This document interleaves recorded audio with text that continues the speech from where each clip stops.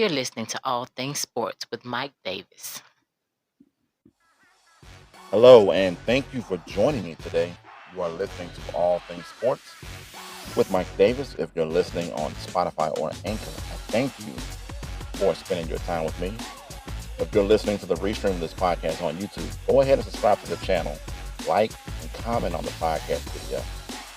New podcasts will air every Wednesday and Saturday, so please feel free to share the podcast on any of the social media outlets that you use. I won't take up much more of your time, so let's get into it. All things Atlanta Falcons. They end up losing Austin Hooper in free agency to the Cleveland Browns. They cut Devontae Freeman and also Desmond Trufant. Freeman had 3 years left on his deal, and when it comes to that, I do think that players should have fought for guaranteed contracts because of that. The CBA was just approved by on the players' end for that, and Trufant, he's been hurt most years. But I wanted to touch on Austin Hooper and the deal he got with the Cleveland Browns. Austin Hooper is a very good tight end. He's a serviceable tight end. He might be a little more than serviceable. I'm selling him short. Maybe that's the bias in me being an Atlanta Falcons fan. But the Browns got themselves a decent tight end. But where does he fit in with Beckham and Landry in Cleveland? Now they paid a lot of money to get him. I don't think that he was worth it. I don't I don't want to come off sounding as bitter, but I think the Falcons will be okay without Austin Hooper. But sometimes it's not the tight end. Sometimes it's the quarterback that makes the tight end. I bring up Jimmy Graham in that spot. Look at what Jimmy Graham was doing when he was with the New Orleans Saints. And then once he was sent on his way to the Seahawks and ended up playing with the Packers, we really didn't hear much again from Jimmy Graham. He became pretty much an average tight end. Austin Hooper's numbers the past couple years, I'll give you a rundown. Last season was an injury year for him. 75 catches, 787 yards, 6 touchdowns. The year before that, 71 catches, 660 yards, 4 touchdowns. He can be replaced. I'm not that sold on Austin Hooper, but I don't want to sell him short as well. Great tight end. He's a good tight end. I won't say great. He's a good tight end. The Browns got themselves a very good tight end. I just don't know how that fits into what they're doing. But once again, they're the Cleveland Browns. We know what the Cleveland Browns are about. Devontae Freeman. Here's a guy last year ran for 656 yards, 2 touchdowns. He was really never the same guy after the Super Bowl season. He missed that block that caused Matt Ryan to fumble, and I believe that the New England Patriots went on to score after that sack fumble, but Freeman never was the same. I just wish he could have just chipped that guy who was coming on the end. Matt Ryan never saw him. If Freeman just gives him just a little chip, a little bit, that gives Matt Ryan enough time to turn around, see the pressure, but that doesn't happen. We know the story. Yeah, we gave up a big 28-3 lead, and the Patriots end up winning the Super Bowl. Freeman really had, like I mentioned, hadn't been the same back since then. He hasn't rushed for 1,000 yards since that Pro Bowl season, which was the Super Bowl year. I'm not sure where he's going to end up. I do think he is a better talent than Austin Hooper was, but that will be for another team to find out. So I wish nothing but the best for Devontae Freeman and Austin Hooper for that fact. Desmond Trufant just signed a 2-year deal with the Detroit Lions. The cornerback position really isn't. I I pair them with the running back position. They're not really that valuable.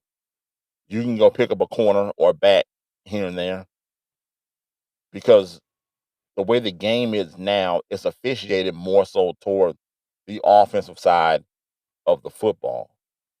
So you can get you a corner that can just kind of just hang. If he can just hang with the receiver, just hang with him. in this day and age, you got yourself a pretty good cornerback. You don't have too many of the, you don't really have any more of the shutdowns anymore. Really, you might have like 3 or 4 guys that can really shut down a guy. So, best of luck to Trufant in Detroit. Hope it works out for him. And I want to continue on with my All Things Atlanta segment. I mentioned in one of the earlier podcasts that the Atlanta Journal Constitution down here in Atlanta, the AJC newspaper, they're going to be reminiscing about the 95 Braves. It is the 25th year anniversary. Time flies by. I just wanted to throw a name out there, Marquise Grissom. One of you guys remember that name. Marquise Grissom, center fielder for that 95 Atlanta Braves World Series run. In that postseason, he hit 305, 2 home runs, and he also hit he hit 2 home runs in game 2 of the NLDS at Colorado. So he had himself a very good postseason. But I just wanted to throw that name out there, Marquise Grissom. I found out he only played 2 years in Atlanta. I remember him when he was in Montreal before he came to the Braves. But I had no idea he was only here for 2 years with the Atlanta Braves before being shipped off to Cleveland with David Justice in that trade that bought center fielder Kenny Lofton over here. I believe it was Alan Embry. That's a name you ever heard in a long time too. I might be wrong, but I believe Alan Embry was a part of their trade. All right, so that is going to do it for my All Things Atlanta. You didn't come here to hear all things Atlanta sports, but I like to throw it out there. Those of you that don't know what's going on with Atlanta. But question of the day, and you can answer this question if you're listening to this on the YouTube side of things. You can comment on this, or if you're listening to this on the Spotify side of things, you can have water cooler talk with your coworkers or your friends and family. What are you doing now that there are no sporting events to attend or watch? We're all suffering. We are all suffering. Okay. This is what I feel about it. Yeah, it's pretty bad out here. So that is my question of the day. What are you doing now that there are no sporting events to attend or to watch? Me, like any other person, really. I'm still going to work. You know, I'm still going to work. I still have kids to watch. I still have regular daily things I have to do. So nothing's really stopped on my end. It's just now I don't have that time where I can just watch a good game, after work or on the weekends. But this coronavirus is really taking a toll on things. But on that note, I'm going to step to a break and I will catch you in the next segment where we'll talk about a breakfast sandwich that people have been going crazy about. A little bit of NFL talk. We'll continue a little bit of that as well. I'm Mike Davis. You're listening to All Things Sports, and I will catch you in the next segment. Welcome back. You're listening to All Things Sports with Mike Davis. I'm glad you can join me today. So, for the past couple of weeks, there have been this rave about Wendy's breakfast. And if you've listened to my past couple of podcasts, you would know that I'm a little bit of a foodie. There's nothing wrong with trying certain things. Some people will say, "Well, don't try fast food. That's not the thing to try." But breakfast. Wendy's really hasn't been in the breakfast game, so they just came out with a couple of sandwiches, and I didn't know this, but one of the foodies I watch, I've mentioned this before as well. Dame Drops is a guy I watch on YouTube, and he tried every day. I believe there are 7 different new sandwiches from Wendy's. So he was trying a new sandwich every day. Now I'm not going that far, Sorry, Wendy's. But I tried their chicken I guess it's honey glazed chicken biscuit or something to that effect. It was chicken. It was a breakfast chicken sandwich with some type of honey glaze on it, and it was decent. It was okay. It wasn't nothing to write home to mom about. It got the job done for the time being, but I just wanted to throw that out there. Wendy's is now in the breakfast game. How do you feel about it? Are you eating Wendy's breakfast? you know. But if you're out there, maybe you're driving and you want to get a quick bite, try it out. I guess it's not bad. The chicken sandwich I had wasn't bad, but I've had better. And what can I say? Wendy's is just getting to the breakfast game. All right, transitioning over to the NFL, they are moving on with business as usual, despite the coronavirus that is taking out a lot of sporting events and a lot of social gatherings. The NFL said on last Thursday, that is, it has no plans to move the start of the league year, despite nationwide concern regarding the spread of the coronavirus. The NFL's new league is officially set to begin March 18th at 4 p.m. Eastern, which is when teams can officially start signing and trading players. Although the league is expected to move forward as planned, the coronavirus concerns could still have an impact on free agency. Teams often meet with players in person before signing them, and it is unclear if the coronavirus pandemic could impact those visits. Several NFL teams have already suspended travel for coaches and scouts, meaning they won't attend any pro days for NFL draft prospects until further notice. So, if you're listening to this podcast, you've already seen that free agency has begun. So, there's a little bit of an uproar because there are uh, healthcare workers being taken away from people who really need treatment and are suffering from this virus to give physicals to athletes and millionaires. Uh, and there are people who really need this help and need to be tested. How do I feel about that? I like most people, I do think that it is wrong, but at the same time, maybe you need to talk to your elected government officials because there aren't enough tests available for everybody. But apparently, if you have money or you're a celebrity or you're an athlete, you can get the test done, no problem. But people aren't going to like what I'm going to say. Money talks, bullish walks. I mean, that's all there is to it. It is what it is. I don't like it. I don't think that a guy should be being seen to take a physical for a sport where you're paid, you're fine, but you have people, a great number of people out here dying, and they might not be able to get a test. But because you signed an NFL contract or you're a celebrity and you're well known, and you have a little bit of money, you can go get this test done without any problem, and you can move forward with life as you were previously. But again, money talks, bullish walks. It's just the world we live. It's the time we live in, you know. But again, talk to your elected government officials, you know. And I saw there was something with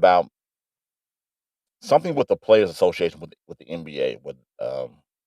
I don't really want to get into it because I kind of just skimmed over that article where she defended a lot of the NBA players taking these tests. Like the New Jersey Nets. We know what happened there with Kevin Durant contacting the virus, and three other players from his team also contacted the virus. But the Nets said they paid for this privately, so there should be no uproar about it.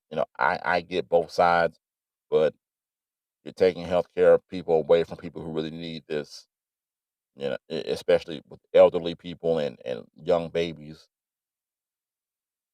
It's a mess. The coronavirus is just creating a big mess, and unfortunately, it's just the time that we live in.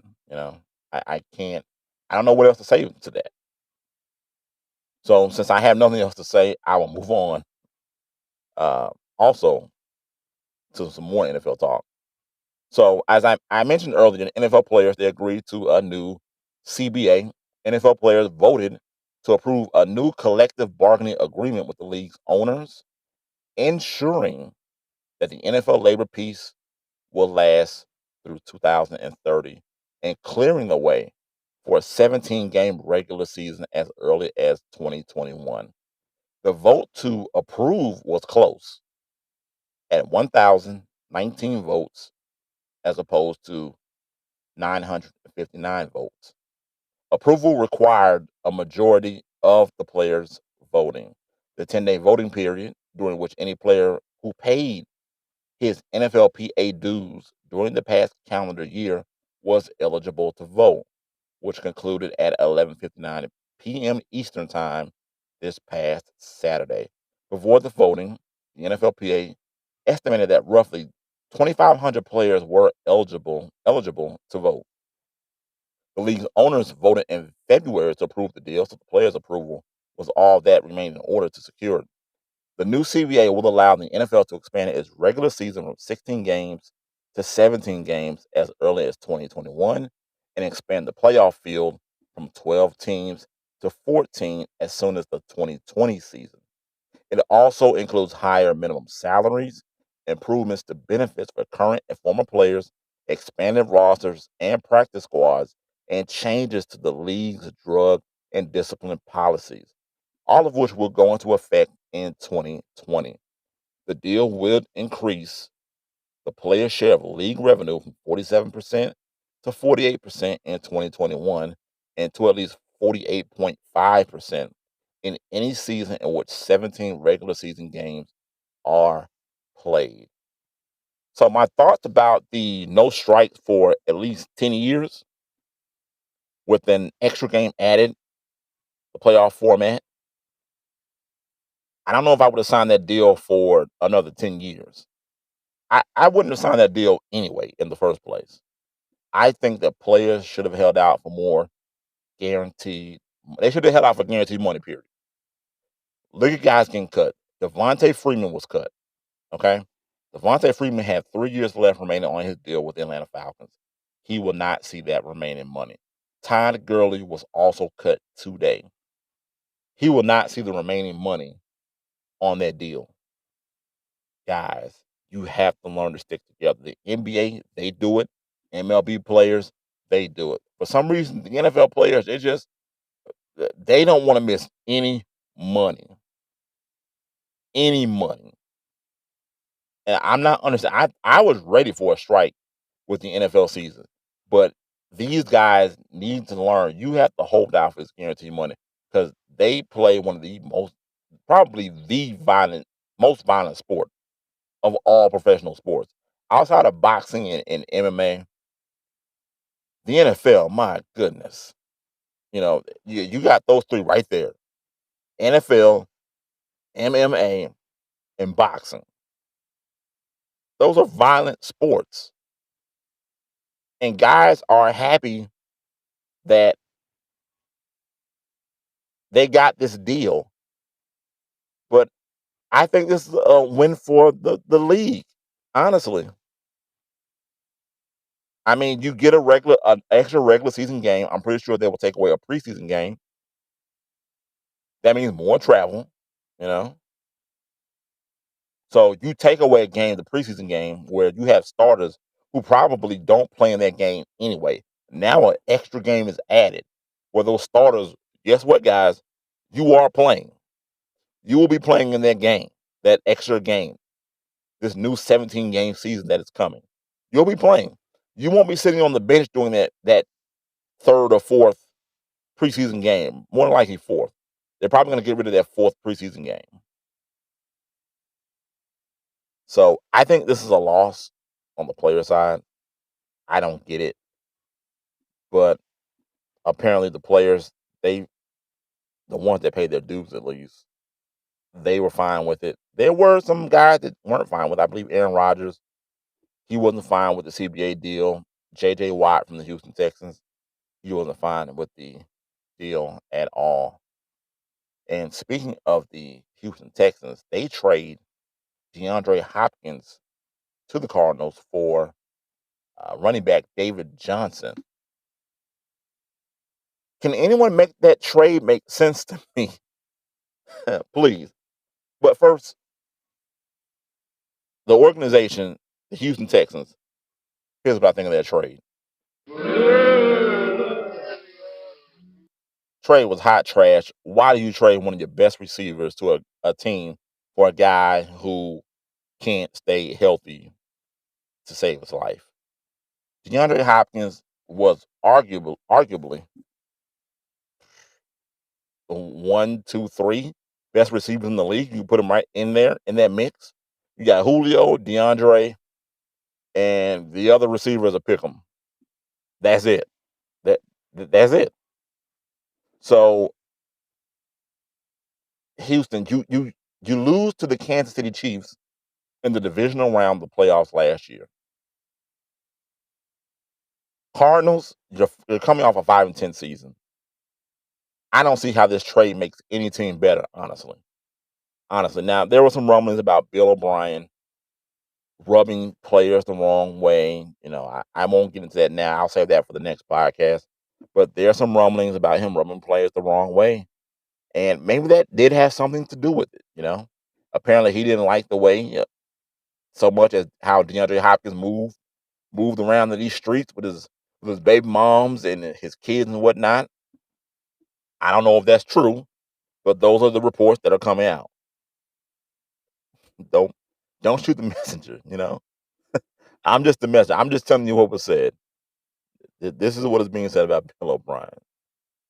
So it's unfortunate, but good luck Houston Texans with that trash move. But we're gonna take a break, and when I come back, we're going to get into a little tidbit news. Something you might need to know, something you might not need to know. And we'll get into a little bit of the happenings that's going on around the league. A lot has happened past couple of days. A lot. So we'll get into that. Don't go anywhere. You're listening to All Things Sports with Mike Davis. I'll see you on the other side. All right, welcome back. You're listening to All Things Sports with Mike Davis. So in the last segment, we were talking a little NFL. I want to continue with a little bit more. Just to mention, we'll get into these more on the Saturday podcast, but the Cowboys, they placed a franchise tag on Dak Prescott. How do you feel about that? Ryan Tannehill got a 4-year, $118 million deal, while they franchise tag Derrick Henry. That's coming from the Tennessee Titans. Kirk Cousins, he received a 2-year extension after having his original deal he signed all that money guaranteed, which is rare. That is rare. That might be the first time that happened. Stephon Diggs, who was the now former wide receiver of Kirk Cousins, he was traded to the Buffalo Bills. Nick Foles, he was traded to the Chicago Bears. And Antonio Brown, he hasn't been in the news lately, but he wouldn't mind going to Tampa, Tom Brady. So do you think Tampa makes that happen?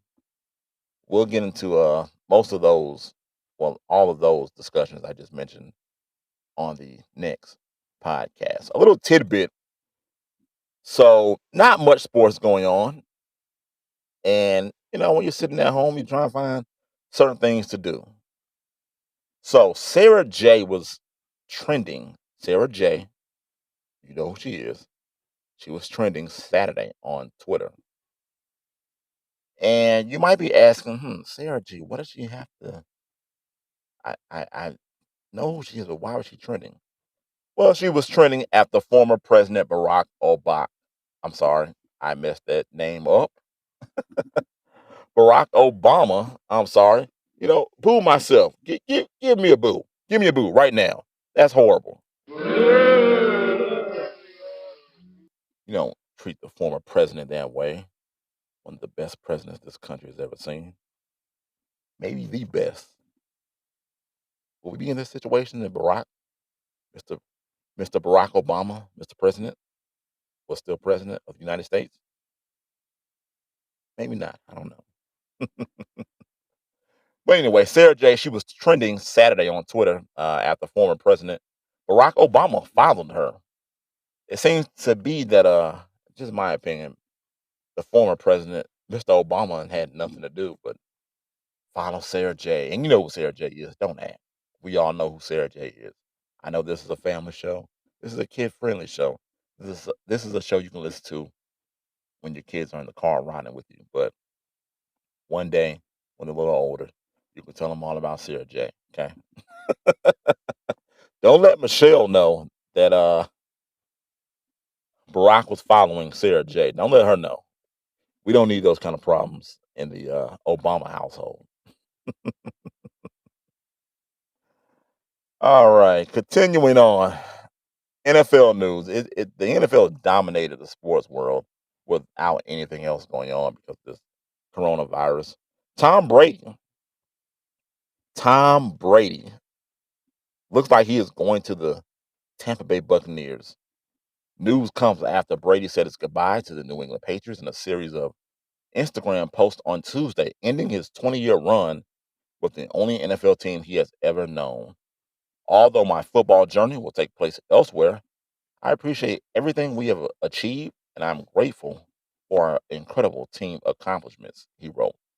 Brady, who was 42, leaves the New England Patriots with 6 Super Bowl rings, 41 playoff starts since 2001. That is ridiculous.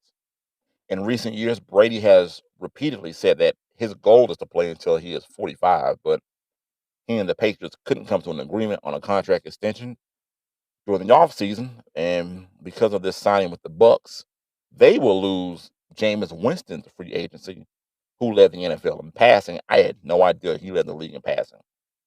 Had no idea. I knew about the INTs. I had no idea about the passing. But he led the league in passing with 5,109 yards passing, and he also led the league with 30 INTs. Tom Brady is number 2 on the all-time NFL passing list and touchdown passing list. This makes the Tampa Bay Bucks instantly better. Tom now has a receiver. I've seen news about Antonio Brown maybe wanting to join Mr. Brady down in Tampa. Now he has to clear some hurdles and whatever. I won't get much into that because that's just speculation at this point. We can talk more about that on a later podcast. But this can go a lot of ways for Tampa. You can win now. It's obviously win now if you're signing Tom Brady. You're in win now mode. You got Mike Evans down there. The offense is good. They're in win now mode. Now the other way this can go is you gave up on Jameis Winston a little too soon. Tom Brady can't play forever. I give him 2 more years. That's being generous. 2 more years and he's done. And then now you're back at square one with no QB. You look like how the New England Patriots look now. Where does this leave the New England Patriots as well? I think the New England Patriots go back to, I think they start over. I think they go back to before the Drew Bledsoe days of being the doormat of the league. Does anybody remember Scott Zolak? I remember Scott Zolak because one of my favorite football players, Deion Sanders, picked him off twice in the Georgia Dome back in the early 90s before Drew Bledsoe was the starting quarterback. Scott Zolak. Don't know him? If you don't know him, look him up. The Patriots, that's where you are at. I don't think Belichick, I think he's a great mind. He's a great coach. But it also takes talent to win. And you don't have that talent to produce what your game plan is, you're going to suffer as a team. And I think New England, AFC East, there will be a new division winner in that division. So, yeah. Sorry, New England, your time is up. All right, let's transition to a little NBA talk. As we've mentioned before in the podcast, the coronavirus has just taken over the sports world and just everything worldwide, not just sports, but everything. So Kevin Durant is among 4 Brooklyn Nets players to test positive for the coronavirus, which was confirmed on Tuesday. Everyone be careful, take care of yourself, and quarantine, is what Kevin Durant told The Athletic, adding that he is feeling fine, he's not showing any symptoms, and we're going to get through this. The Nets did not identify any players and said Tuesday that of the 4 players, only one is exhibit. Blah, blah, blah, blah, blah. There's a tongue twister for you. Only one is showing symptoms. All four are isolated and are undergoing medical care from team physicians, the Nets said in the statement. The Nets had players tested by a private company and that the team paid out of pocket after they had returned from San Francisco last week. Test results came back Tuesday. The Los Angeles Lakers said they would get tested on Wednesday after learning the Nets' positive test. After learning of their positive test, sources confirm the Lakers were the last opponent of the Nets last week before games were suspended. The four Nets players joined Utah Jazz stars Rudy Gobert, Donovan Mitchell, and the Pistons' Christian Wood as the NBA players known to have tested positive for the COVID-19 virus known as the coronavirus. All I can say to that, people, is stay safe, be careful, wash your hands, sanitize. I really wish that our country's leaders would shut everything down for 2 weeks. This is just my feeling. If you want to get a hold of this virus and really knock it out and get rid of it, we need to quarantine for 2 weeks, at least 2 weeks. You know, go ahead, shut everything down because you can't tell who has it, who doesn't have it. It's not as easy just looking at somebody. Anybody can catch this, and it is affecting elderly people, people of all ages. But it's killing people who are not in the best of health conditions, and we need to stay safe. Be careful who you interact with, who you come in contact with, and I just really wish this country would just shut down for 2 weeks and let's get a hold on this thing, and we go from there. On that note, I'm going to take a quick break, and we're going to come back and we're going to finish out the show in the next segment with our story of the week and some of our best and worst stat lines of the week. You're listening to All Things Sports with Mike Davis. I'll catch you on the other side. All right, welcome back. You're listening to All Things Sports with Mike Davis. So, this is the last segment of the show, and I'm going to take you to the story of the week. That comes from the state of Florida. I won't get into Florida. You guys might have your own opinions about Florida. You know how Florida is, okay? Some wild things go down. But let's get into the story. A Florida hospital worker was arrested after allegedly sucking a patient's toe. Out of Lee County, Florida, a 23-year-old man who works as a sitter for a Florida hospital is facing charges after getting caught sucking a sleeping patient's toe, according to the arrest records. France Belderin was arrested back on February 25th for battering on a person 65 years or older. The victim, a patient at the Gulf Coast Hospital located in Fort Myers, told the sheriff's office they woke up around 11 p.m. on Monday and felt someone touching their foot, according to records. The victim initially thought it was a nurse checking on them, but it happened two more times, records show. The victim told deputies they felt something wet between their toes during the third incident. When they looked over, the victim said that they saw Belderin on his knees next to the bed and bent over their foot, according to deputies. The victim said they ripped their foot away from Belderin and he went back to the chair he was previously sitting in. According to reports, Belderin is a sitter that watches patients throughout the night, according to arrest records. Wow. Protect your toes. Protect your toes at all costs. You never know who's out there. You know, you never know who's out here. Protect your toes, people. You know? Wow. Do you just randomly just go up and start licking uh people's toes? I mean, licking and sucking people's toes? I mean, oh man. And we're dealing with this coronavirus, and we got my man out here. He's out here, sucking on uh toes. patient tolls in hospitals. Not sure what's going through his mind, but I guess, Mr. Belderin, well, you're where you need to be at right now, and yeah, you're sitting in someone's county jail. All right, so we know we're dealing with this coronavirus situation, and a lot of people they don't know whether this country is going to shut down or not. But if that does happen, I need a good cigar to smoke.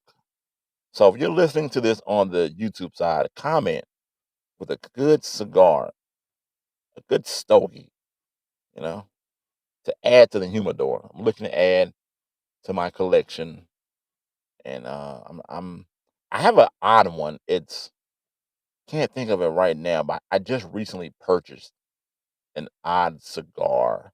It's it's more on the medium side, and it's brown. It's a brown paper leaf on one end, and it's green on the other end. So yeah. So what's a good cigar to smoke? Again, if you're listening to it on the YouTube side, comment. Let me know. I need some new cigars to add to the humidor. And you know what time it is. It's time for the best and worst stat line of the week. The best stat line, well, it's not much sports going on. So on that note, bear with me. The best stat line we will give to the league players and owners paying hourly arena employees. Those are people who they're suffering just as well because they're not working and they have bills like everybody else that they need to pay. So league owners and players, they've stepped in and say, hey, we're not gonna let these people just suffer, because they're working in the arena not just for sporting events, they're there for all kind of events, whether it's sports, plays, concerts, graduations, you name it. Those people work in that arena year round, and I think it's a good thing that you have some of these owners and players looking out for them. So for the best stat line of the week, give those people a round of applause, please.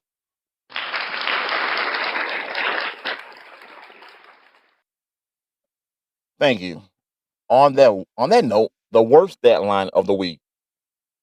All major sports leagues because most of them are canceled, meaning every stat in the book is a big fat zero. Zero.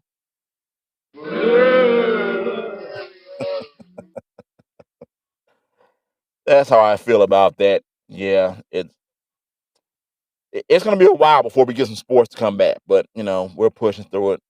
They're pushing through it, so I got to push through it. You have to push through it. You in the red shirt, you got to push through it.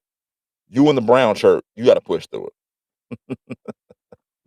We'll get through it. Like Kevin Durant said, we're going to get through it. This economy is going to bounce back, and we'll get through all this. And on that note, I will close the podcast out. I thank you for spending your time with me. Look for a new podcast every Wednesday and Saturday, even though I know this podcast is going up a little late. If you're listening to this podcast on Spotify or Anchor, go ahead and check out the podcast on YouTube as well. And when you're there, give the podcast a like and a comment and subscribe to the channel. Share the channel on your social media platforms. Share with your friends and your families. Click on the Twitter link on the YouTube page. Follow me on there too. You've been listening to All Things Sports with Mike Davis, and remember, it's your world. I just give my opinion. Peace.